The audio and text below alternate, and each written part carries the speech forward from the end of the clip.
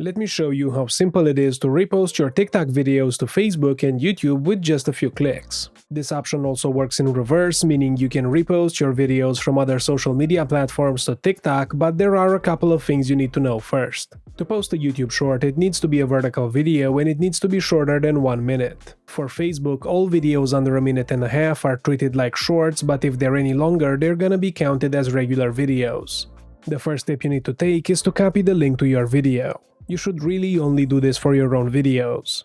Stealing other people's content can get you banned or sued depending on the seriousness of the situation. After you've copied the link to your video, go to flixer.com and click on Get Started. You'll see a number of different options, but the one we need is the external link one. Here you can paste the link you just copied from TikTok. Your video will be imported to Flixer and automatically appear on the timeline. If you want to make any extra edits to your video, this is the perfect time for it. You can cut out parts you don't want, add text, and generate subtitles if your video doesn't already have them. In this video, however, we're gonna focus on reposting to YouTube or other social media networks. To do that, you need to click the Export button.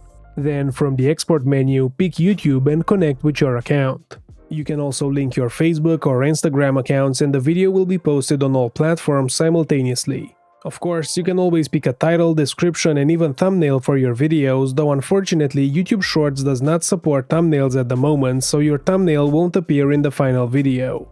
Now you can click on Export and give Flixer a few moments to process and upload your video. Once it's done, you'll be able to go back and watch it on your YouTube channel. And speaking of YouTube channels, don't forget to subscribe to ours if you found this video helpful and want to see more content like this. Until next time, happy editing!